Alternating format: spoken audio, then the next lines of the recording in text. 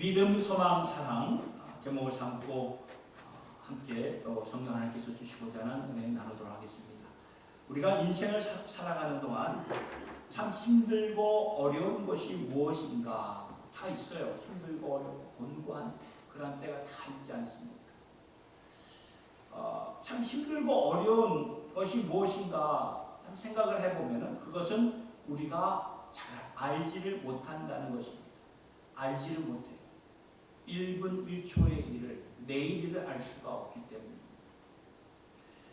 지금까지도 이 과학자들도 전문가들도 수년 전에 불과 2, 3년 전에 발생했던 그런 코로나 사태가 어떻게 시작이 되었고 그게 어디서부터 나온 것인지 과학자들, 전문가들도 뚜렷하게 정확하게 말해줄 수 없다고 말하는 것입니다.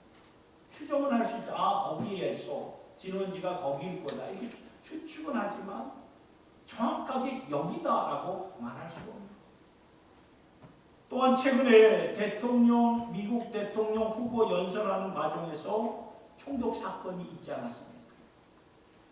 그렇게 철통 같은 보안의 체제 속에 이 미국의 그 대선을 앞두고 그러한 그 연설을 하는 그러한 그 장소에서 총격 사건이 슈링이 있었다는 그 사건이 저는요 도무지 믿어질 수가 없었던 거예요. 그렇게 철통 같은 보안의 체제 속에서 이루어진 그러한 상황 속에서 어떻게 총격 사건이 이루어질 수 있었을까? 분명히 저격수가 배치되었고 그 매의 그 독수리의 눈처럼 예리하게 지켜보고 있었음에도 불구하고 그 대통령을 보호하는 그 대통령 후보를 보호하는 그러한 저격수보다 먼저 이 테러범의 방아쇠가 먼저 당겨졌다는 것을 보면서 1분 1초의 일을 알 수가 없다는 거예요. 이 트럼프가 깨닫더라고요. 그 사건을 통해서 사람이 바뀌었어요. 하나님을 높이더라고요. 내가 산 것이 하나님 때문에. 이런 고백을 하더라고요. 그리고 이제는 인류가 만들어 놓은 어마어마한 그런 과학의 기술을 보면 여러분 다 보듯이 달나라를 지나서 이제는 우주 곳곳에 여러 행성까지도 갈 수가 있도록 만들어 가고 있는 그러한 인류가 되었나 싶었지만 사실 보면 정말 안 보이는 작은 바이러스 앞에서도 무능한 연약한 그러한 인류라는 것을 보게 되지 않습니다. 이처럼 모르고 알 수 없다는 것이 정말 이 첨단의 시대를 살아가는 오늘 우리들에게 불안함과 두려움을 안겨준다는 말이죠. 오늘 본문을 보면 우리가 시작이 부분적으로 안다, 부분적으로 안다라는 말씀으로 시작이 되고 있습니다. 우리가 많이 몰라요. 많이 모릅니다. 아는 것도 부분적으로 알 수밖에 없는 우리들입니다. 하나님에 대해서도 마찬가지죠. 오늘 본문에 부분적으로 알고 부분적으로 예언한다. 여러분 이 부분적으로 알고 부분적으로 예언한다. 이 말이 무슨 말입니까? 고린도전서 13장의 말씀인데 그 다음 장 14장을 보면 예언이라는 것은 우리가 아는 신앙, 하나님에 대해 아는 것으로 말하는 예언으로 이렇게 일반적으로 제너럴하게 말씀해 주시는데 우리가 하나님에 대해 아는 것도 부분적으로 아는 것이라는 그 말이에요. 그렇지 않습니까? 우리가 여호와를 힘써 알지, 우리가 하나님을 안다고 하면서도 하나님에 대해 아는 것이 하나님이 보여주시는 것만큼만 알고 있는 것이 아닙니까? 또 하나님이 이러한 때에 무슨 일을 하시는 것입니까? 하나님의 뜻이 또 어디까지 또 어떻게 이루어질 것인가? 아는 사람이 한 사람도 없다는 것입니다. 여러분 성경을 보면 하나님은 우리가 다가갈 수 없는 불에, 파이어에 있는 계신 분이라고 말씀을 하고 있습니다. 구약 성경에 하나님께서 시내산에서 임하셨을 때 불 가운데 사람들이 다가갈 수 없는 불 가운데, 그 가운데 두려움 가운데 임하지 않으셨습니까? 그러니까 백성들이 모세에게 호소를 하는 것입니다. 우리가 하나님 앞에 나가게 하지 말게 해라. 우리가 나가면 그 앞에 나가게 되면 다 죽게 될 것입니다. 그렇죠. 하나님 앞에 하나님은 다가갈 수 없는 분이에요. 소멸하시는 분이십니다. 그런 하나님을 우리가 다 안다고 말할 수 있는 자 누가 있겠습니까? 아무도 없어요. 이사야 선지자를 통해서 하나님이 주신 말씀이 있습니다. 그것은 이사야서 55장 8절의 말씀. 이는 내 생각이 너희의 생각과 다르며 내 길은 너희의 길과 다름이라 여호와의 말씀입니다. 그러니까 나의 생각은 너의 생각과 다르다. 나의 길은 너의 길과 다르다. 마치 하늘이 땅보다 높음 같이 나의 생각은 나의 생각은 또한 나의 길은 너의 생각과 너의 길보다 높다고 말씀해 주는 것인데, 뭘 말하냐면 우리 인간들은 하나님을 잘 모른다는 그 말이에요. 부분적으로만 아는 우리 인간입니다. 그런데 우리가 다가갈 수 없는, 절대로 다가갈 수 없는 그 불 가운데 계신 하나님께서 어떻게 하셨습니까? 우리를 찾아오신 우리 하나님이 되십니다. 우리를 찾아오셨어요. 우리가 그분에게 다가갈 수 없기 때문에 하나님께서 우리에게 찾아오신 것입니다. 그럼 어떻게 찾아오셨습니까? 다가오셨습니까? 계시를 통해서. 계시는 곧 말씀이에요. 말씀을 통해서 다가오셨어요. 그래서 출애굽기 20장이나 신명기 5장을 보면 사람들이 다가갈 수 없는 불 가운데서 하나님이 모세를 만나주시고 시내산에서 모세를 만나 그에게 십계명, 계명, 말씀을 주시지 않았습니까? 그래서 우리가 그분이 어떠한 그 하나님 어떠한 가치관을 갖고 계시고 어떻게 의롭고 거룩한 분인가를 우리에게 말씀을 통해서 계시해 주셨던 것이에요. 그리고 또 한 가지 굉장히 중요한 것은 자신의 독생자를 통해서 우리에게 계시를 해주셨어요. 자신의 독생자. 예수님을 가까이에서 목격했던 제자들 중에 한 사람이었던 요한은 요한복음 1장 14절에 그가 이렇게 말을 합니다. 고백을 합니다. 말씀이 육신이 되어 우리 가운데 거하심에 우리가 그의 영광을 보니 아버지의 독생자의 영광이요 은혜와 진리가 충만하다. 하나님의 말씀, 그 예수 그리스도 영원부터 영원까지 계시는 그런 하나님이 육신을 입고 우리 가운데로 거하심에, 무슨 말이에요? 우리를 직접 찾아오셨다는 그 말이에요. 우리 가운데 거하셨다. 텐트를 치고 장막을 치고 거하셨다. 그래서 우리가 그분의 영광을 이제는 가까이에서 목격하게 되었으니 그는 아버지의 독생자의 영광이요 은혜와 진리가 충만하다. 그렇죠. 하나님은 은혜와 진리가 충만하신 우리 하나님 아버지가 되십니다. 어떻게 알 수 있을까요? 예수님을 통해서 알 수가 있는 것입니다. 그래서 오늘 우리는 예수 안에 거하며 예수님과 함께 동행할 수 있는 축복이 주어진 것을 믿으시길 바랍니다. 아멘. 그리고 예수님과 동행하는 것은 무엇입니까? 곧 하나님과 사귀는 것이라고 성경은 말씀해 주고 있는 것입니다. 우리에게 다가오셔서 자신을 계시해 주시고 알려주시고 그와 주와 사귈 수 있는 그 길을 허락해 주신 하나님. 이러한 가운데 우리는 우리의 신앙의 고백을 드리고 있습니다. 자, 이것이 왜 중요한 말씀인가 하면은 우리가 하나님을 믿고 사는 것이 무엇인가?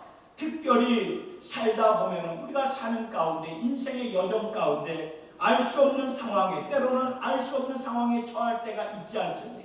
두려움 가운데 살 수 있는데, 이러한 가운데 하나님이 분명히 주관하시고 통치하시고 역사하시는 것은 알지만 도대체 무엇을 어떻게 역사하시는 것인가 우리는 알 수가 없습니다.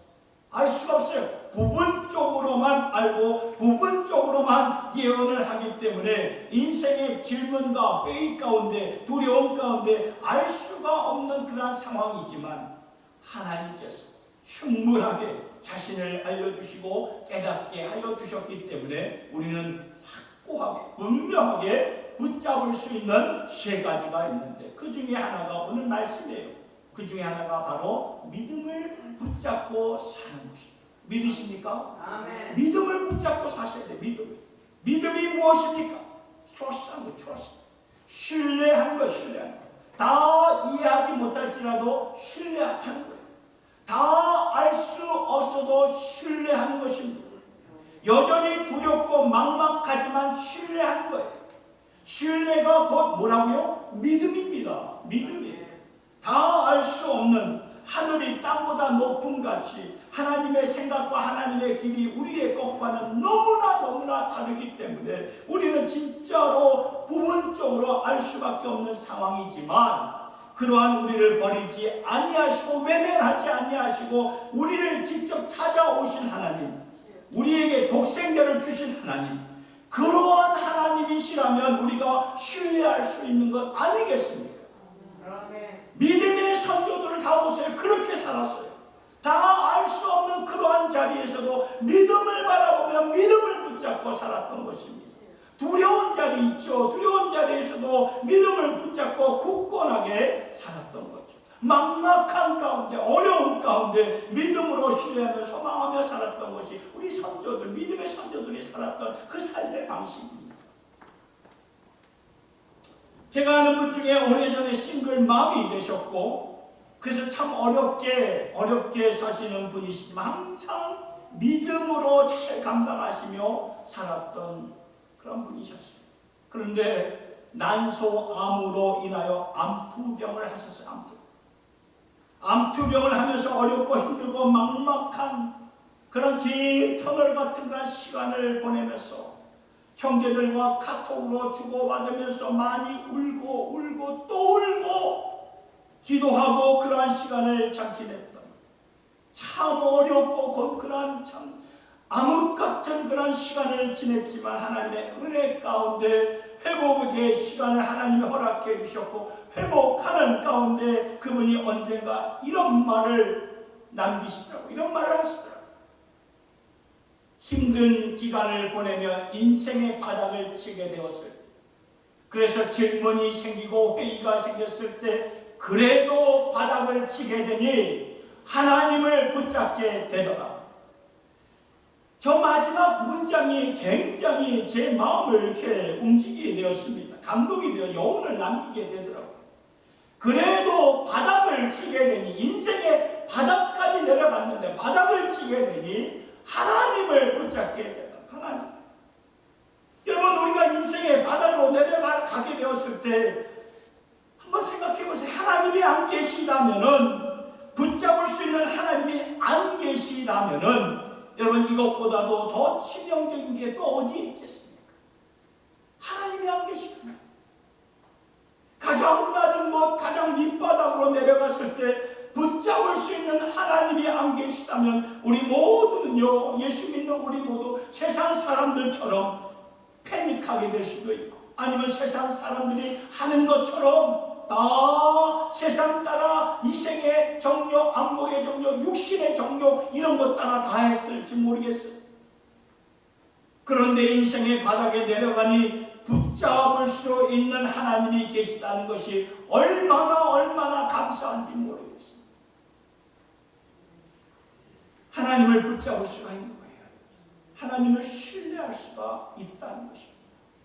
베드로의 고백이 기억이 나십니까? 예수님을 따르던 많은 무리 이제 예수님 곁을 다 떠나는 거예요. 다 떠나고 이제 남아있는 제자들밖에 없었죠.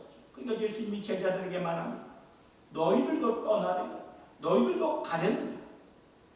베드로가 그때 제자들을 대표해서 이런 말씀을 남겼어요. 요한복음 6장 68절의 말씀 같이 한번 읽어보겠습니다. 시작. 시몬 베드로가 대답하되 주여 영생의 말씀이 주께 있사오니 우리가 누구에게로 가오리까? 여러분 우리도 이러한 고백으로 살아가실 수 있기를 예수님 이름으로 축복합니다. 아멘. 주여 영생의 말씀이 주께 있사오니 사람들 내 곁을 다 떠날지라도 우리는 이 고백으로 살아야 돼요. 영생의 말씀이 주께 있는데 우리가 누구로 가겠습니까?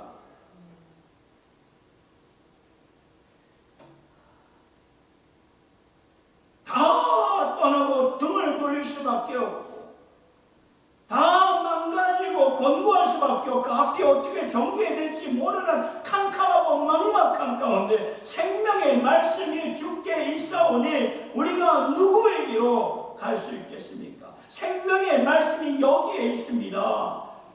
당신만을, 주님만을 붙들고 살겠습니다. 주님만을 신뢰하겠습니다. 여러분, 우리가 이것을 붙잡을 수 있는, 믿음으로 이것을 붙잡고 살 수가 있다는 것입니다. 아멘. 세상 사람들이 갈 길을 가서 살려고 할 때 우리는 믿음을 붙잡고 살아갈 수가 있다는 것입니다. 그러면 우리는요, 어떠한 상황 속에서도 중심이 흔들리지 않아요. 삶의 초점이 분명해집니다. 내가 왜 살아야 되는 것인가? 분명히 안다는 것입니다. 이 예수님 붙잡고 신뢰하는 것입니다. 나의 믿음의 대상이 살아계신다는 것이 너무나 감사합니다. 믿음의 주여 또 우리를 온전케 하신 이 예수님이 계신다는 것이 너무나 감사합니다. 그러니 우리가 믿음으로 주님을 신뢰하며 나아갈 수 있는 복된 여러분들의 삶이 될 수 있기를 예수님의 이름으로 축원합니다. 아멘. 두 번째, 소망을 붙잡고 삽시다. 여러분, 소망은 다른 게 아니에요. 소망은 끝이 좋아야 소망입니다. 소망.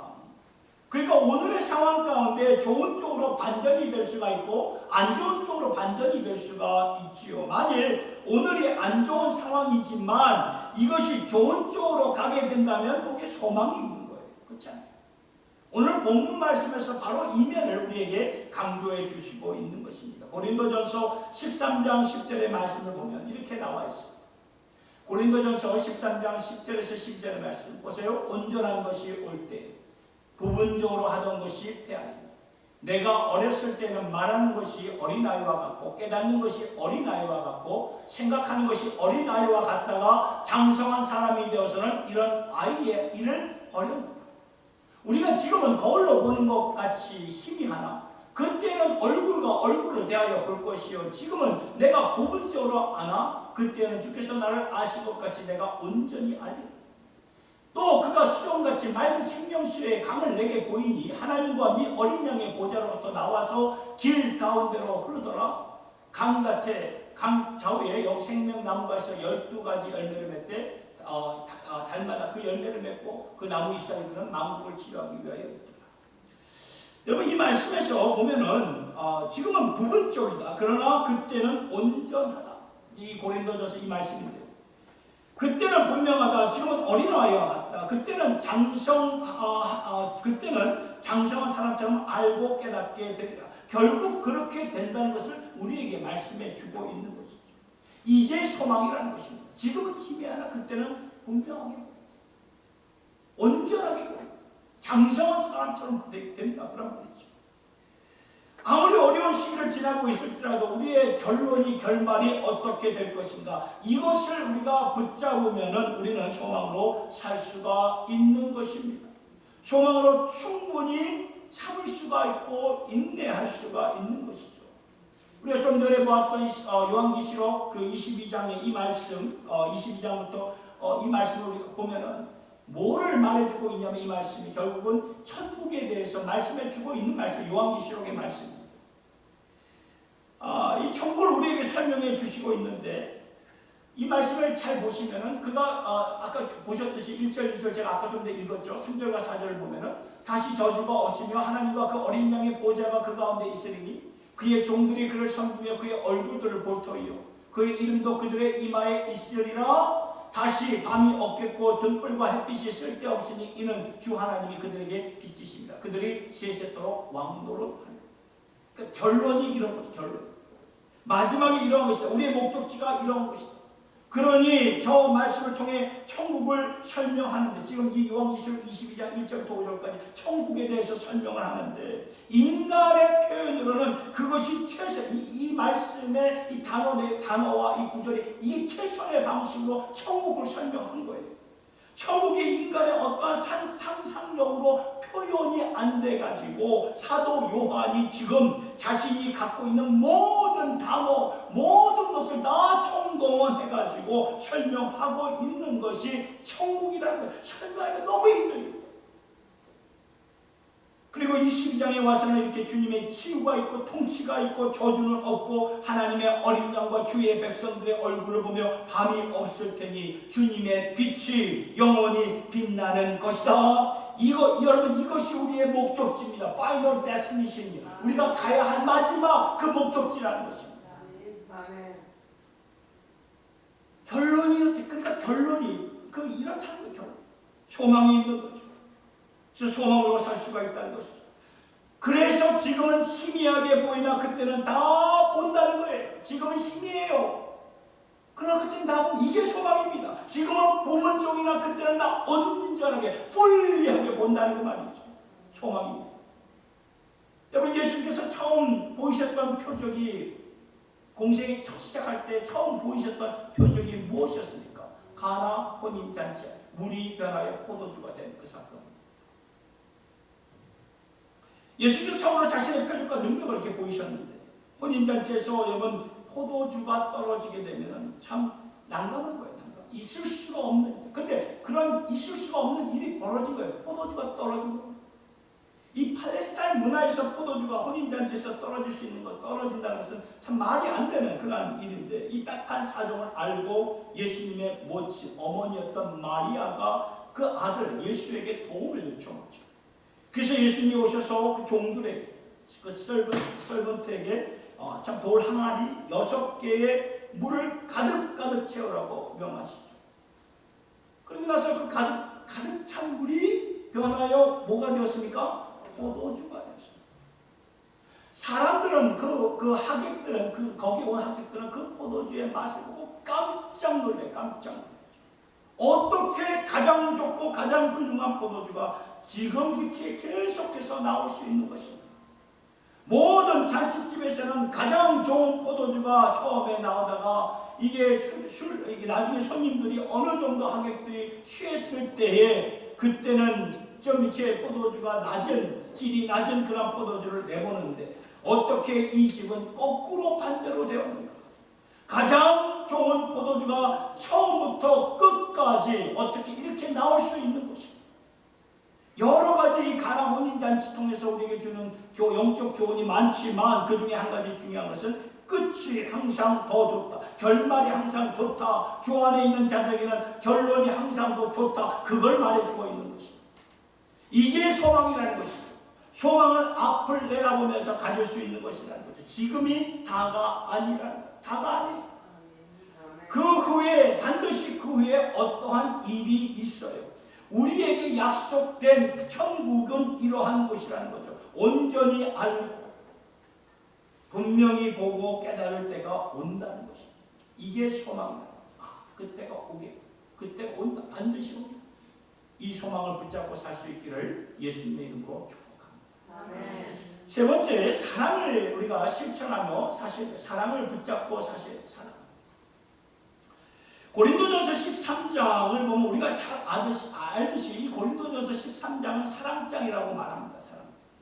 사랑을 강조하기 위해서 주신 말씀이에요. 그래서 지금까지 사도 바울은 고린도 교인들에게 은사, 탈란트에 대해서, 기프트에 대해서 쭉 이렇게 말씀을 설명을 했지만, 사도 바울이 뭐라고 말합니까? 고린도전서 3장 3절의 말씀을 보니까 사랑이 없으면 내게 아무런 유익이 없다. 아무리 너의 은사가 크다 할지라도 사랑이 없으면 아무것도 아니다. 그리고 사랑의 그 롤 모델이 되신 예수님의 모습을 우리에게 보여주시면서 예수님의 사랑이 이러한 사랑이었다 하면서 이러한 사랑을 갖고 살라고 가르쳐주신 말씀이 사실 이 고린도전서 13장의 말씀이고, 오늘 본문으로 본 것은 이 13장의 후반절이 되는 것이죠. 이 모든 것을 우리에게 말씀해 주시면서 강조하신 것은 뭐냐? 사랑을 택하라고요. 사랑을 선택하며 살아라. 지금 우리는요, 부분적으로 알고 있습니다. 부분적으로 알고 부분적으로 예언을 하고 있기 때문에 아무도 내일을 알 수가 없어요. 아무도 모릅니다. 우리에게 천국이 주어졌고 결론은 알겠지만, 알잖아요. 우리가 죽으면 어디를 간다는 건 알겠지만 그 과정은, 천국까지 가는 그 과정은 아무도 모른다는 거예요. 아무도 몰라요. 아무도 모르는 가운데서 우리가 때로는 패닉에 빠질 수가 있고 내 중심, 자기 중심으로 살아갈 수도 있고 여러 가지 모습으로 살 수도 있지만 우리에게 말씀하십니다. 그런 가운데서 사랑을 택하면서 살아. 사랑을 택하라. 사랑을 선택하면서 살아. 불안하십니까? 여러분의 지금 삶 가운데 뭔가 이렇게 여러 가지로 불안하십니까? 사랑을 선택하며 사시기 바랍니다. 아멘. 아프고 막막하십니까? 사랑을 선택하며 사시기 바랍니다. 사랑을 더하면서 사시기 바랍니다. 미래가 안 보이십니까? 지금 사랑하며 살라는 것입니다. 그러면 미래가 열려진다는 것입니다. 예수님이 그렇게 사셨습니다. 우리 예수님. 예수님이 그 다음날 십자가에 달려 죽으실 것을 아시고 예수님은 인간적으로 그 아버지께, 하나님 아버지께 더 완전히 순복하고 순종하는 그런 상태였기 때문에 사실 인간 예수께서는 그 십자가의 참혹하고 끔찍함에 대해 정말 알기 원치도 않았고 다 알 수가 없었어요. 이것은 예수님이 본인 스스로 컨트롤할 수 있는 게 아니었어요. 그런 때가 온 것을 아시고 요한복음 13장 1절을 보니까 예수님께서 이렇게 말씀을 하시죠. 6월절 전에 예수께서 자기가 세상을 떠나 아버지께로 돌아가실 때 십자가를 지신다는 그 말이죠. 이런 줄 아시고 세상에 있는 자기 사람들을 사랑하시되 어떻게 사랑하셨다고요? 끝까지 사랑하십니다. 끝까지 사랑하시기로 선택하십니다. 여러분, 예수님이 아버지께 순복한 상태에서 컨트롤할 수 없는 자리에 이르자 예수님이 어떤 행동을 하셨나? 사랑을 선택하셨다는 거예요. 사랑. 이건 내가 선택할 수 있다는 것입니다. 그 말씀, 그런 모습을 우리에게 오늘 보여주시는 거예요. 너희도 사랑을 선택하며 살아라. 예수가, 내 아들 예수가 그렇게 살았으니 너희도 그렇게 살아. 갈라디아서 5장 14절의 말씀을 볼까요? 갈라디아서 5장 14절의 말씀, 이게 여기 안 나오는데 제가 읽어드리겠습니다. 온 율법은 내 이웃 사랑하기를 내 자신같이 하라 하신 말씀에서 이루어졌다. 온 율법은 내 이웃 사랑하기를 내 자신과 같이 하라 하신 말씀에서 이루어졌다. 대단한 말씀이죠. 모든 율법은 무엇입니까? 내 이웃 사랑하기를 내 몸과 같이, 내 자신과 같이 하라. 그 말. 여기 하나님의 모든 율법이 담겨져 있다는 그 말이에요. 그래서 오늘 말씀에서도 우리가 붙잡을 수 있는 것, 믿음, 소망, 사랑, 이것은 항상 있고 영원한 것, 내가 지금 붙잡을 수 있는 것인데 그 중에 제일은 뭐라고요? 사랑이에요. 하나님의 모든 율법이 한마디 말씀에, 한 실천하는 모습에 담겨져 있기 때문이라고 말씀은 우리에게 분명하게 전하고 있는 것입니다. 우리가 기대하고 원했던 것보다 때로는 지체가 되고 때로는 장기화될 때가 있잖아요. 우리가 뭔가를 이렇게 바랄 때 그게 빨리 이루어지지 않고 좀 지연이 되고 장기화될 때가 있어요. 코로나 사태를 보면 그렇죠. 그때 우리는 많은 것을 놓쳐버렸죠. 아이들은 학교를 못 가게 되었고 어른들은 일을 못하고 잡을 잃게 되었고 교회에서는 우리가 함께 예배를 드리지 못하지 않았습니까? 많은 것을 잃어버렸어요. 그런데 많은 것을 잃어버렸지만 그런 위기가 꼭 기회이듯이 많은 것을 잃어버렸기 때문에 진짜 잡아야 되는 것을 잡을 수가 있었던 때였던 것입니다. 그때 우리는 무엇을 잡으셨습니까? 사랑을 잡으셨습니까? 믿음을 잡으셨습니까? 소망을 잡으셨습니까? 지난 주일에 저는 주일 말씀을 전하면서 이 앞에 지금 스크린처럼 112 영성 운동에 대해서 말씀을 드렸습니다. 이렇게 우리 한번 해보죠. 여러분, 이 112 운동 이렇게 하루에 한 사람씩 우리가 참 이렇게 문자를 보내고 전화를 해서 격려하는 거죠. 위로를 해주는 것이고 하루에 2명 생각나는 분들, 멀리 있는 분들, 가까이 있는 우리의 지체들 위해서 중보기도 다 할 수 있는 것입니다. 여러분 하셨나요? 지난 한 주 동안 이 112 영성운동, 이 스피리추얼 무브먼트의 그 운동을 여러분 실천하셨나요? 사랑을 택하셔야 합니다. 이민의 삶이 바쁘고 고달프지만 우리가 그런 가운데 위축이 되어서는 안 되겠지. 위축을 극복하는 것이 무엇인지 아십니까? 사랑을 우리가 하는 거예요. 사랑을 택하십시오. 사랑을 택하면 하나님의 역사를 이루게 되는 줄 믿으십니다. 사랑을 택하면 하나님이 역사하셔서 삶의 어려움을 뚫고 이기게 하신다는 것입니다. 이게 사랑의 파워예요. 사랑의 능력이라는 것입니다. 말씀을 정리합니다. 사랑하는 성도 여러분, 우리는요 부분적으로 알며 부분적으로 예언하며 살고 있는 우리들입니다. 다 알 수가 없어요. 그래서 두렵고 막막한 것이죠. 그런 가운데서 하나님은 우리에게 당신 자신을 알려주셨어요. 말씀을 통해서 당신의 아들 독생자 예수 그리스도를 통해서 우리에게 하나님 자신을 알려주셨어요. 하나님의 뜻과 생각은 여전히 하늘이 땅보다 높지만 그러한 가운데서 하나님이 우리에게 주신 그 은혜와 진리를 붙잡고 우리가 알 수 있는 것, 확실하게 붙잡을 수 있는 것 세 가지를 주셨습니다. 첫 번째가 무엇입니까? 믿음입니다. 예수님을 신뢰하며 믿읍시다. 아멘이십니까? 아멘. 소망입니다. 하나님을 나의 아버지로 붙잡고 소망으로 살아가는 사랑입니다. 사랑. 살면서 우리가 때로는 내심으로 안 될 때, out of control이 될 때, 우리가 그때 세상 사람들처럼 그런 모습이 아니라 그때 사랑을, 성경에서 말하는 그 사랑을 선택하면서 사랑을 통해서 하나님의 영광을 돌리며 살게 됩니다. 우리 모두 이 믿음, 소망, 사랑 잘 실천하여서 삶의 영역 가운데서 하나님의 능력과 영광 가운데 살 수 있는 저와 여러분 모두가 될 수 있기를 예수님의 이름으로 축원합니다. 아멘. 우리 주만 바라볼지나 우리 찬양 말씀을 생각하면서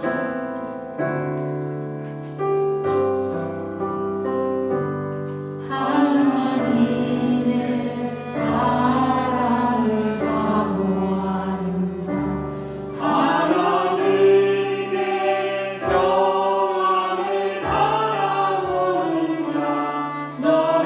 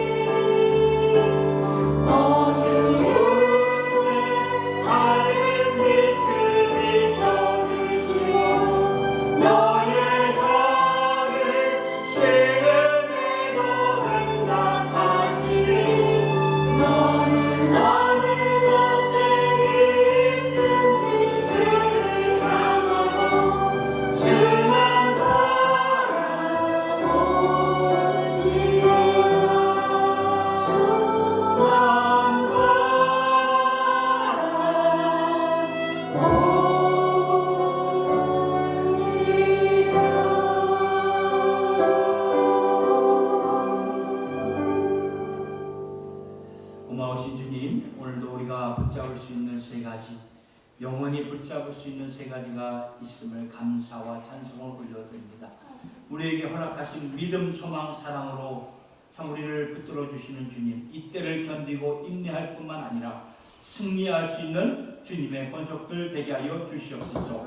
인생의 바닥을 쳤을 때 그래도 하나님은 여전히 계시다. 그리고 더욱더 하나님을 붙잡게 되더라. 하나님, 여기서 하나님을 붙잡고 믿음으로 의지할 대상이 있음을 너무나 감사를 드립니다. 믿음으로 주님을 붙잡고 승리케 하여 주시옵소서. 소망이 난 우리의 결론이 좋기 때문에, 아름답기 때문에, 영원롭기 때문에 우리가 가질 수 있는 것이니 주 안에서 이미 우리가 천국을 우리에게 이미 천국을 허락하여 주시고 결론을 영광스러운 결말을 허락하여 주신 주님 감사를 드립니다. 이 소망으로 이기게 하여 주시고 소망으로 승리케 하여 주시옵소서. 사랑을 택할 수 있는 저희들 되기를 원합니다. 어려울 때일수록 사랑을 택하는 저희들 되기를 원합니다. 예수님처럼 사랑을 택하며 살아가는 자로 삼아 주시옵소서. 사랑으로 승리하며 사랑으로 하나님의 더 큰 일들을 할 수 있음을 바라보면서 사랑으로 무장되는 주님의 백성들 되어서 더욱더 믿음, 소망, 사랑으로 빚어져 승리하는 아름답고 귀하고 복된 주의 자녀로 삼아 주시옵소서. 감사드립니다. 모든 영광 주님께 올려드릴 때 우리 주 예수님의 이름으로 기도드리옵나이다. 아멘.